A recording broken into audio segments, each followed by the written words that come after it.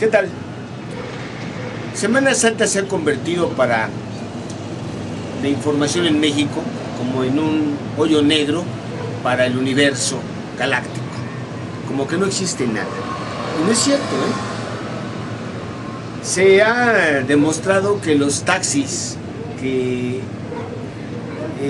traen los colores rosa porque son especialmente apropiados para las mujeres, no han funcionado como se esperaba en la Ciudad de México, porque no ha habido las suficientes mujeres conductoras que estén atentas a las concesiones que se entregan para manejar estos taxis.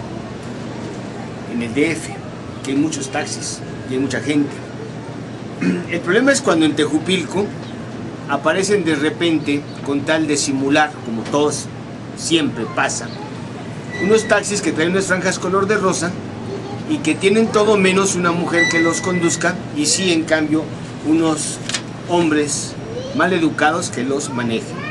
Y esto lo digo porque me acaba de venir a dar una queja de una mujer joven, que por supuesto no voy a decir su nombre porque no lo quiere, que fue agredida por uno de esos palurdos que le silbó, la chuleó, le dijo mamacita, vente pa' acá, un lerdo que maneja un taxi color de rosa, porque aquí los taxis color de rosa se los dieron a los hombres y maleducados. Entonces, esto habría que ver quién fue el que está dando esas concesiones, por qué no se le dan a mujeres como debe de ser. ¿Cómo se va a subir una mujer a un taxi donde el conductor es un maleducado, ¿verdad? Grosero. Y para eso están las representantes sociales. Guillermina, hey, ¿dónde estás? Silvia, la regidora de Tejupilco, Jujuy, hello. Tome nota, porque la simulación solamente conduce a cosas peores que lo que estaba antes. Pero hay muchas más noticias, ¿eh? Se murió Miguel de la Madrid. Farsante, le dijo Porfirio Muñoz Ledo el 1 de septiembre de 1988. Y se le fueron encima Miguel Ángel Barberena, que era gobernador de Aguascalientes, y muchos otros lo quisieron golpear, ¿sí? Yo trabajé con Miguel de la Madrid directamente. Lo conozco perfectamente. Le decíamos el perfumado. Y su biografía política marca de manera tajante un antes y un después en la historia de México. En el momento de su muerte se privilegian los epítomes relativos a la seriedad, la austeridad, incluso se menciona con insistencia el vocablo republicano como colguinje de adorno y de prestigio de lo que fue la vida de un mandatario apocado, gris, atravilario y cobarde. El primer presidente del PRIAN. Por esa razón hay tantas fiestas, ¿sí? Por esa razón Salinas de Gortari se presentó. Por esa razón el usurpador Calderón está ahí, ¿sí? Porque es el primer presidente del PRI y del PAN. Un hombre que ganó la presidencia por el PRI, aunque con una ideología conservadora, religioso por convicción y convencido de que la superioridad del modelo económico norteamericano sobre la economía mixta que había conseguido mantener a México como república soberana. Miguel de la Madrid encarnó al banquero que se convirtió en presidente de formas apropiadas, de voz engolada, casado con una mujer tan entregada a su fe religiosa, al Opus Dei, que hasta cambió su propio nombre, se llamaba Paloma Cordero. Ese nombre era ficticio, Paloma Cordero, como símbolo de su militancia y convicciones religiosas. Miguel de la Madrid gobernó para los intereses extranjeros, obedeció sin chistar los dictados de los organismos financieros internacionales y no dudó en abandonar su responsabilidad como primer magistrado de la nación, como padre de todos los mexicanos, en las manos de una camarilla que preparó la economía y la sociedad mexicana para ser entregadas a los destinos e intereses de los norteamericanos, del Banco Interamericano de Desarrollo, del Fondo Monetario Internacional y del GATT. Conocí a Miguel de la Madrid muy de cerca, y lo que más aversión me causaba era la doble moral que exhibía en público con sus llamados a hacer de México una campaña permanente de renovación moral, con la moral privada que le hacía confinar a un hijo. Él tuvo un hijo que tenía síndrome de Down y nunca lo quiso reconocer, nunca lo quiso proteger, y lo confinó a una casa de asistencia porque no quería saber nada de él. Ese era Miguel de la Madrid.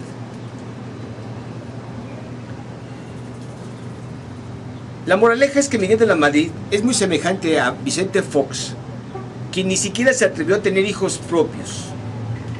Es que si así trataba a sus hijos, ¿cómo trataría a los que no fueran propios? De igual manera, la llegada de Miguel de la Madrid marca la intromisión descarada de la tecnocracia en funciones de gobierno, y de allí la confusión entre Estado y de la tecnocracia en funciones de gobierno, que hacían que el Estado se confundiera con un corporativo empresarial. Hay que recordar que Miguel de la Madrid es pariente de los Hurtado, de Rancho Abolengo en la historia de las finanzas públicas, y que es el primer cargo de importancia que ocupa es como director de crédito en la Secretaría de Hacienda, donde es promovido a subsecretario del ramo cuando José López Portillo ocupó la titularidad de la Secretaría, que entonces concentraba la totalidad de la organización de los recursos públicos como recaudador, como ejecutante y como promotor del gasto. Al asumir la presidencia López Portillo, dada la flaqueza política con la que apenas contaba por los excesos y aberraciones cometidos con las finanzas nacionales por su antecesor, Luis Echeverría, se decidió a dar un paso precipitado y en falso y separar el origen de los recursos con el destino de los mismos. Así nació la Secretaría de Programación y Presupuesto como encargada de la asignación de los presupuestos, de la planeación del desarrollo y de todo lo relativo al gasto.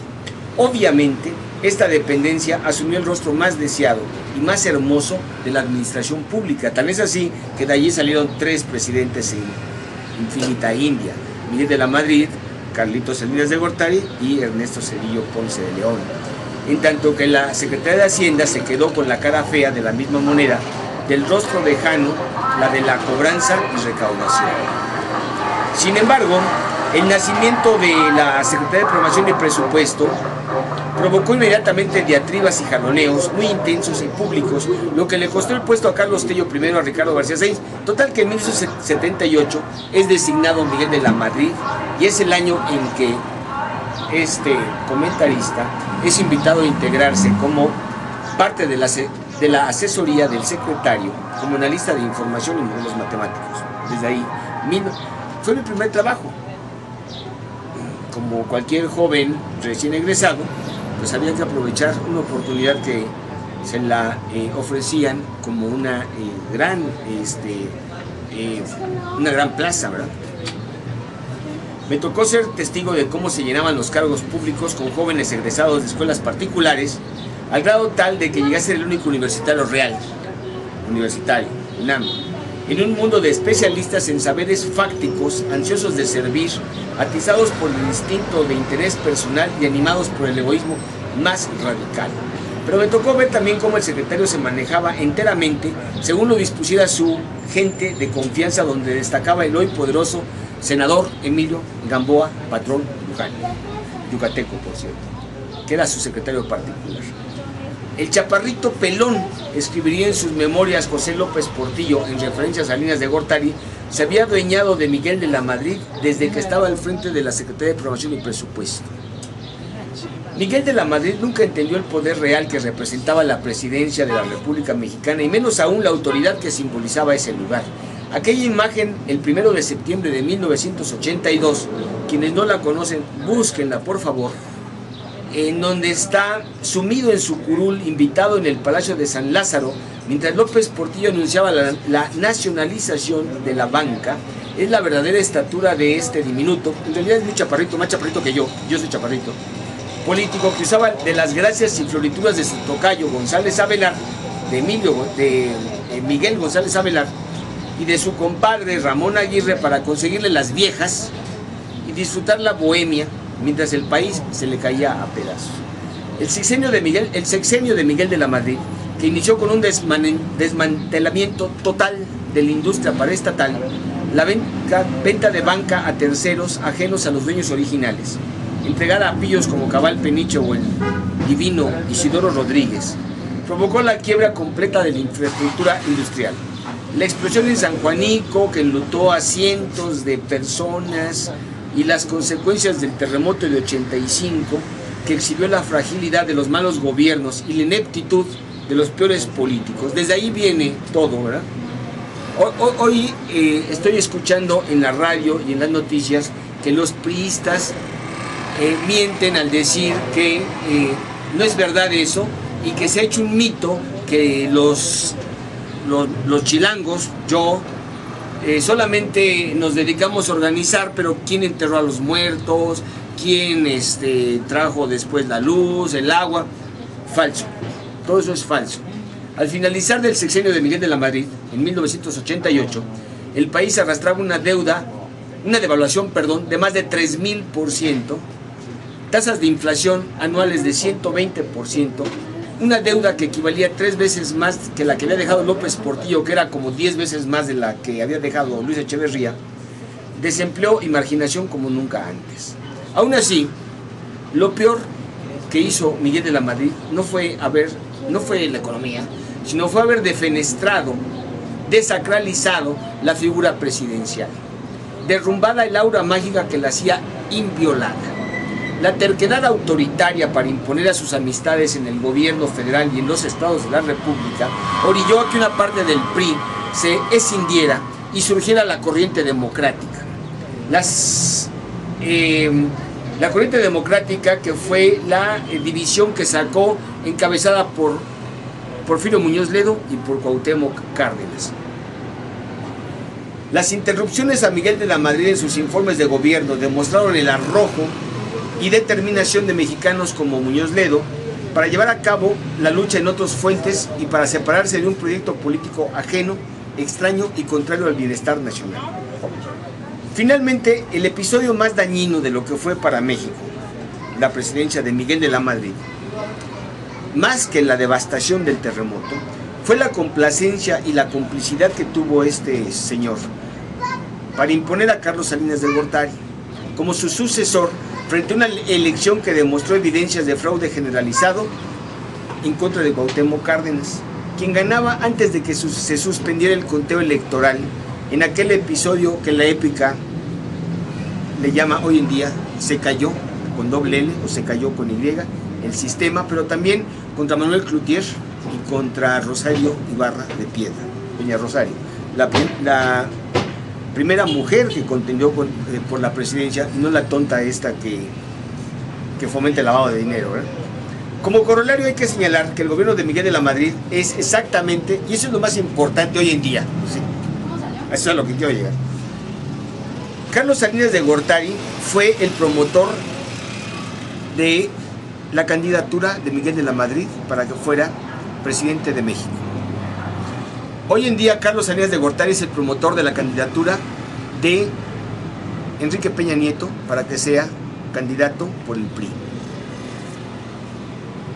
Los resultados ahí están. Los homenajes son muestra de la asociación. La moraleja más importante es hay que impedir con nuestro voto que ese pasado tan negro, que esa historia tan terrible se repita. Gracias.